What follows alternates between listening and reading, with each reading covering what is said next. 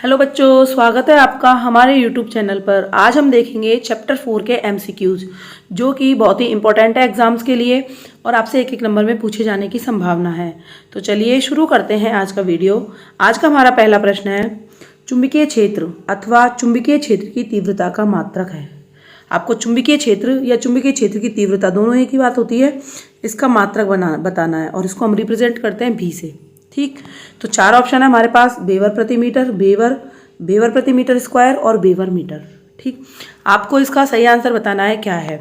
तो देखो, इसका जो सही आंसर है वो है हमारा ऑप्शन सी, बेवर प्रति मीटर स्क्वायर। लेकिन आपको ध्यान रखना है, इसी को हम क्या कहते हैं, टेस्ला। क्या कहते हैं, टेस्ला। तो चुंबकीय क्षेत्र का एक मात्रक हमारे पास क्या हो जाएगा, टेस्ला। ठीक, चलिए नेक्स्ट हम देखते हैं question number second. Question number second है हमारा, एक गतिमान आवेश द्वारा उत्पन्न किया जा सकता है।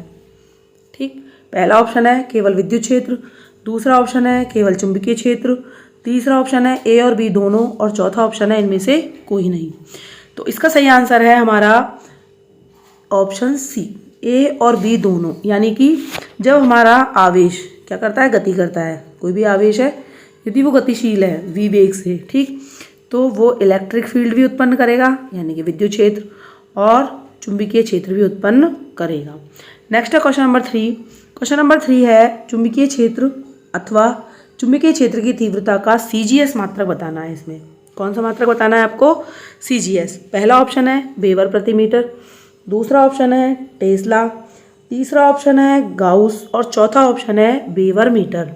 आपको बताना है सही आंसर क्या है। तो देखो, वैसे तो टेस्ला भी चुंबकीय क्षेत्र का मात्रक है, लेकिन सीजीएस पद्धति में मात्रक कौन सा होता है हमारा, गाउस। गाउस की जगह कई बार आपको केवल गॉस भी लिखा मिल सकता है, तो दोनों एक ही बात है, गाउस या गॉस। अब टेस्ला और गाउस में क्या संबंध होता है वो भी यही देख लें आप, कि एक टेस्ला बराबर होता है हमारे पास 10⁴ गाउस। ठीक, तो हम किसको काम में लेते हैं, जनरली गाउस को काम में लेते हैं। चलिए नेक्स्ट है क्वेश्चन नंबर 4। क्वेश्चन नंबर 4 है हमारे पास, धारावाही टोरॉइड या परिनालिका के कारण चुंबकीय क्षेत्र का सूत्र है। इससे रिलेटेड न्यूमेरिकल पूछे जाते हैं, तो आपके लिए बहुत इंपॉर्टेंट क्वेश्चन है ये। पहला ऑप्शन है B बराबर 2πr μ0, दूसरा ऑप्शन है B बराबर μ0 ni, तीसरा ऑप्शन है B बराबर μ0 nia, चौथा ऑप्शन है B बराबर 2πr μ0 a। सही आंसर है इसका ऑप्शन बी। ऑप्शन बी है हमारा μ0 ni। नेक्स्ट है क्वेश्चन नंबर 5। क्वेश्चन नंबर 5 है हमारा, धारामापी को एमीटर में बदलने के लिए धारामापी की कुंडली के किस क्रम में लघु या शंट प्रतिरोध लगा देते हैं। पहला ऑप्शन है समांतर क्रम, दूसरा ऑप्शन है श्रेणी क्रम, तीसरा ऑप्शन है ए और बी दोनों और चौथा ऑप्शन है इनमें से कोई नहीं। आपको सही आंसर बताना है कि सही आंसर क्या होगा। तो देखो, धारामापी को कहते हैं गैल्वेनोमीटर। ये क्या है हमारा, गैल्वेनोमीटर। यदि हम इसके समांतर क्रम में क्या लगा दें, अल्प प्रतिरोध, जिसको हम बोलते हैं शंट, ऐसे रिप्रेजेंट करते हैं, तो हमारा ये किसकी तरह व्यवहार करेगा, एक एमीटर की तरह। तो हमारा आंसर होगा इसका समांतर क्रम में। ठीक, नेक्स्ट है क्वेश्चन नंबर 6।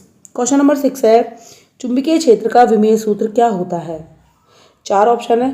ठीक, तो पहले हम निकाल लेते हैं ताकि हमको कंफर्म हो जाए कि हम क्या फॉर्मूला इसके लिए लगाएं। तो देखो, जो हमारा चुंबकीय बल होता है F, वो होता है QBV sin थीटा आता है, लेकिन मात्रक में उससे कोई मतलब नहीं है, तो F बराबर QBV।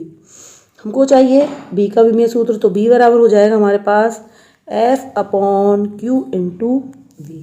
ठीक, चलिए, ऊपर F है तो F का विमेय सूत्र लिखेंगे। F का विमेय सूत्र होता है m1 l1 t-2। ठीक, Q क्या है, आवेश। आवेश का विमेय सूत्र होता है a1 t1। ठीक है, V क्या है, वेग। वेग का क्या होता है, वेग होता है हमारा विस्थापन बटे समय। ठीक, तो इसका मात्रक होता है l1 t-1। चलिए सॉल्व कर लेते हैं। तो सॉल्व करेंगे तो देखो, m1 तो पहले से ही ऊपर है, l1 ऊपर भी है नीचे भी है, दोनों एक दूसरे को क्या कर देंगे, कैंसिल आउट, तो हमारा l हो जाएगा 0। ठीक, t-2 ऊपर है, नीचे वाला t1 और t-1 एक दूसरे को कैंसिल कर देंगे, तो ये रहेगा -2 और a नीचे से ऊपर जाएगा तो a-1। तो हमारा विमेय सूत्र बन गया m1L0 t-2 a-1। मैच कर लेते हैं, कौन सा ऑप्शन मैच कर रहा है, पहला ऑप्शन मैच कर रहा है, तो हमारा सही आंसर हो जाएगा m1L0 t-2 a-1। नेक्स्ट है क्वेश्चन नंबर 8। क्वेश्चन नंबर 8 है चुंबकनशीलता या पारगम्यता का मात्रक बताइए। ठीक, चुंबकनशीलता को लिखते हैं हम म्यू 0 से। ठीक, 4 ऑप्शन दिए हैं, वेबर प्रति एम्पियर मीटर, वेबर प्रति एम्पियर मीटर स्क्वायर और वेबर मीटर। आपको बताना है सही आंसर क्या है। तो देखो इसका सही आंसर है हमारा वेबर प्रति एम्पियर मीटर, वेबर प्रति एम्पियर मीटर। ठीक, अगर आपको ये ऑप्शन नहीं मिले तो इसकी जगह हम एक मात्रक और याद रखेंगे, एक मात्रक और है इसका हेनरी प्रति मीटर। ठीक है, हेनरी प्रति मीटर भी इसी का मात्रक है। चलिए नेक्स्ट है क्वेश्चन नंबर 9। क्वेश्चन नंबर 9 है हमारा विद्युत धारा के चुंबकीय प्रभाव की खोज किसने की थी। पहला ऑप्शन है एम्पियर ने, दूसरा ऑरस्टेड ने, तीसरा फ्लेमिंग ने, चौथा फैराडे ने। तो इसका राइट आंसर है ऑरस्टेड ने। ठीक, नेक्स्ट है क्वेश्चन नंबर 10। क्वेश्चन नंबर 10 है हमारा त्वरित आवेश उत्पन्न करता है। पहला ऑप्शन है अल्फा किरणें, दूसरा ऑप्शन है गामा किरणें, तीसरा है बीटा किरणें और चौथा है विद्युत चुंबकीय तरंग।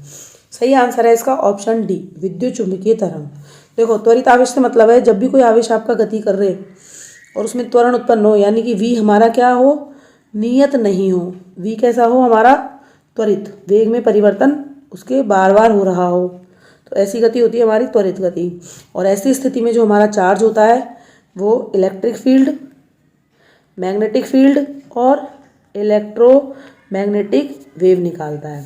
तो हमारा आंसर हो जाएगा विद्युत चुंबकीय तरंगे। नेक्स्ट है क्वेश्चन नंबर 11। क्वेश्चन नंबर 11 है हमारा आवेशित कण चुंबकीय क्षेत्र में प्रवेश करता है तो उसका पथ हो जाता है। पहला है वृत्ताकार, दूसरा है हेलिकल, तीसरा है दीर्घवृत्तीय, चौथा है सीधी रेखा। तो जब भी हमारा कोई भी आवेशित कण होगा, जैसे कोई चार्ज ले लिया हमने क्यू, जब भी ये हमारा मैग्नेटिक फील्ड में प्रवेश करेगा तो प्रवेश करते ही इसका जो पथ है वो हो जाएगा हेलिकल। कैसा हो जाएगा, हेलिकल। ठीक है, याद रखना है, इंपॉर्टेंट क्वेश्चन है। नेक्स्ट है क्वेश्चन नंबर 12। क्वेश्चन नंबर 12 है हमारा एक समान चुंबकीय क्षेत्र उत्पन्न होता है सीधे धारावाही तार से, दूसरा ऑप्शन है वृत्तीय लूप में धारा के प्रवाह से उसके केंद्र पर, तीसरा है वृत्तीय लूप में धारा के प्रवाह से उसकी अक्ष पर और चौथा ऑप्शन है परिनालिका में धारा के प्रवाह से उसके भीतर। आपको बताना है राइट आंसर क्या है। तो देखो इसका जो राइट आंसर है वो आप सीधा याद रखेंगे, परिनालिका में धारा के प्रवाह से उसके भीतर, यानी कि जो हमारी परिनालिका होती है उसके अंदर जो चुंबकीय क्षेत्र होता है वो एक समान होता है। नेक्स्ट है क्वेश्चन नंबर 13। क्वेश्चन नंबर 13 है हमारा लॉरेंज बल की दिशा ज्ञात करने का नियम है। पहला ऑप्शन है फ्लेमिंग के बाईं हाथ का नियम, दूसरा ऑप्शन है फ्लेमिंग के दाएं हाथ का नियम, तीसरा ऑप्शन है मैक्सवेल का दाएं हाथ का कॉर्क स्क्रू नियम और चौथा ऑप्शन है एम्पियर के तैरने का नियम। राइट आंसर बताना है आपको, तो इसका राइट आंसर होगा हमारा ऑप्शन ए, फ्लेमिंग के बाएं हाथ का नियम। ठीक है, फ्लेमिंग के बाएं हाथ के नियम से क्या निकाली जाती है, लॉरेंज बल की दिशा। नेक्स्ट है क्वेश्चन नंबर 14। क्वेश्चन नंबर 14 है हमारा एक गैल्वेनोमीटर को एमीटर में बदलने के लिए जोड़ा जाता है। पहला ऑप्शन है समांतर में निम्न प्रतिरोध, दूसरा है श्रेणी में उच्च प्रतिरोध, तीसरा है श्रेणी में निम्न प्रतिरोध, चौथा है समांतर में उच्च प्रतिरोध। तो देखो गैल्वेनोमीटर को एमीटर में बदलने के लिए हम निम्न प्रतिरोध जोड़ते हैं, किसमें, समांतर क्रम में। पहले भी आया प्रश्न, गैल्वेनोमीटर के समांतर क्रम में यदि अल्प प्रतिरोध या निम्न प्रतिरोध जोड़ दिया जाता है तो वो हमारा क्या बन जाता है, एमीटर। ठीक, और ये अल्प प्रतिरोध को कहते हैं हम शंट। नेक्स्ट है क्वेश्चन नंबर 15। क्वेश्चन नंबर 15 है हमारा धारावाही वृत्तीय कुंडली के केंद्र पर उत्पन्न चुंबकीय क्षेत्र रहता है। पहला ऑप्शन है कुंडली के तल में, दूसरा है कुंडली के तल के लंबवत, तीसरा है कुंडली के तल से 45 डिग्री पर और चौथा है कुंडली के तल से 180 डिग्री पर। तो इसका राइट आंसर है कुंडली के तल के लंबवत, यानी जब भी आपकी धारावाही वृत्ताकार कुंडली होगी, ठीक, तो इसका जो चुंबकीय क्षेत्र होगा कुंडली के तल के लंबवत होगा। क्यों, क्योंकि धारा या तो क्लॉकवाइज होगी या एंटी क्लॉकवाइज। ठीक है, जब आप दाएं हाथ के नियम से निकालेंगे तो या तो बाहर आएगा या कुंडली के तल के लंबवत अंदर की ओर आएगा। नेक्स्ट है क्वेश्चन नंबर 16। क्वेश्चन नंबर 16 है हमारा एक गैल्वेनोमीटर को वोल्टमीटर में परिवर्तित किया जा सकता है। पहला ऑप्शन है समांतर में उच्च प्रतिरोध लगाकर, दूसरा है श्रेणी में उच्च प्रतिरोध लगाकर, तीसरा है श्रेणी में निम्न प्रतिरोध लगाकर और चौथा है समांतर में उच्च प्रतिरोध लगाकर। आपको इसका सही आंसर बताना है। सही आंसर क्या है? तो देखो, जब गैल्वेनोमीटर के श्रेणी क्रम में उच्च प्रतिरोध जोड़ दिया जाता है तो ये हमारा किसकी तरह व्यवहार करता है? वोल्ट मीटर की तरह। तो इसका आंसर होगा श्रेणी क्रम में उच्च प्रतिरोध लगाकर। नेक्स्ट है क्वेश्चन नंबर 17। क्वेश्चन नंबर 17 है, एक लोह चुंबकीय पदार्थ की चुंबकनशीलता होती है mu is greater than 1, mu is less than 1, mu बराबर 0 या म्यू बराबर 1। तो इसका राइट आंसर है हमारा पहला option, mu is greater than 1। यानी लोह चुंबकीय पदार्थों के लिए म्यू की वैल्यू हमेशा ग्रेटर देन 1 आएगी। नेक्स्ट है क्वेश्चन नंबर 18। क्वेश्चन नंबर 18 है, लोह चुंबक की चुंबकनशीलता निर्भर करती है। पहला ऑप्शन है चुंबकीय क्षेत्र से स्वतंत्र है, दूसरा चुंबकीय क्षेत्र के समानुपाती है, तीसरा चुंबकीय क्षेत्र पर निर्भर करती है और चौथा है इनमें से कोई नहीं। तो इसका राइट आंसर है हमारा ऑप्शन सी, चुंबकीय क्षेत्र पर निर्भर करती है। नेक्स्ट है क्वेश्चन नंबर 19। क्वेश्चन नंबर 19 है, निकल है, निकल से मतलब Ni, प्रतिचुंबकीय पदार्थ, अनुचुंबकीय पदार्थ, लोह चुंबकीय पदार्थ या कोई नहीं। तो इसका राइट आंसर है लोह चुंबकीय पदार्थ। ठीक। नेक्स्ट है क्वेश्चन नंबर 20। क्वेश्चन नंबर 20 है हमारा, चुंबकीय फ्लक्स की इकाई है। राइट आंसर बताना है। पहला वेबर, दूसरा ओम, तीसरा टेस्ला, चौथा नन। तो राइट आंसर है इसका वेबर। क्या है? वेबर। ठीक है, क्योंकि फ्लक्स बराबर होता है हमारा BDA। ठीक। बी का मात्रक वेबर प्रति मीटर स्क्वायर लिखा था हमने, वेबर पर मीटर स्क्वायर, और इसका क्या होता है? क्षेत्रफल का मीटर स्क्वायर। कैंसिल हो जाएंगे, तो राइट आंसर हो गया हमारा वेबर। नेक्स्ट है क्वेश्चन नंबर 21। 21 है, समरूप वेग से चलायमान आवेश उत्पन्न करता है।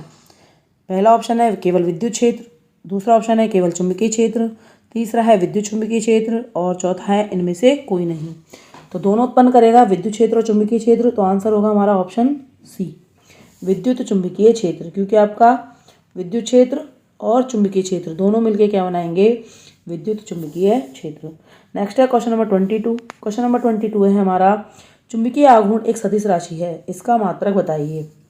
पहला ऑप्शन है एम्पियर पर मीटर, दूसरा है एम्पियर पर मीटर स्क्वायर, तीसरा है एम्पियर मीटर स्क्वायर और चौथा है एम्पियर मीटर। तो इसका राइट आंसर है हमारा option C, ampere metre square. ठीक, एम्पियर मीटर स्क्वायर। चलिए नेक्स्ट है क्वेश्चन नंबर 23।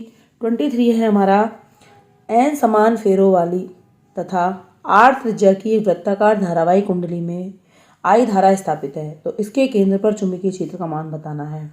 ये कोई कुंडली है, इसमें कितने फेरे हैं? एन, और इसकी रेडियस है आर। तो इसके केंद्र पर कितना चुंबकीय क्षेत्र उत्पन्न होगा वो बताना है। 4 ऑप्शन है। पहला है μ0 Ni, दूसरा है μ0 Ni/2r, तीसरा है μ0 Ni/4π और चौथा है नन। तो राइट आंसर है इसका ऑप्शन ए, μ0 Ni। नेक्स्ट है क्वेश्चन नंबर 24। क्वेश्चन नंबर 24 है हमारा, किसी समान चुंबकीय क्षेत्र में एक इलेक्ट्रॉन क्षेत्र के लंबवत दिशा में प्रवेश करता है, तो इलेक्ट्रॉन का पथ होगा, यहाँ ध्यान रखना है कैसे प्रवेश कर रहा है वो, क्षेत्र के लंबवत। पहला है परवलयाकार, दूसरा है दीर्घवृत्ताकार, तीसरा है वृत्ताकार, चौथा है सरल रेखीय।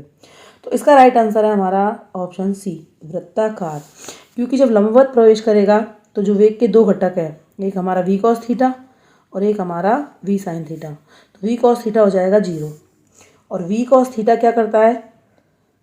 क्षैतिज गति करवाता है और sin थीटा उसको वृत्ताकार पथ में घुमाता है। तो यहाँ केवल हमारा जो कण है वो आगे तो जाएगा नहीं, एक ही जगह वृत्ताकार पथ में घूमेगा। नेक्स्ट है क्वेश्चन नंबर 25। क्वेश्चन नंबर 25 है हमारा, विद्युत क्षेत्र व चुंबकीय क्षेत्र में क्या संबंध है? पहला ऑप्शन है B बराबर EB, दूसरा है E बराबर V/B², तीसरा है E बराबर EV² और चौथा है B बराबर E/B। तो राइट आंसर बताना है। तो राइट आंसर है हमारा ऑप्शन डी, इंपॉर्टेंट है, कई बार पूछा जाता है। B बराबर E/B। ठीक, B बराबर E/B, यानी कि विद्युत क्षेत्र बटे चुंबकीय क्षेत्र का अनुपात किसके बराबर आएगा? विद्युत चुंबकीय तरंग के वेग के बराबर। तो इस तरह से हमारे आज के जो ऑब्जेक्टिव क्वेश्चन थे वो खत्म हो गए। फिर मिलते हैं नेक्स्ट वीडियो में, तब तक के लिए टेक केयर, बाय बाय।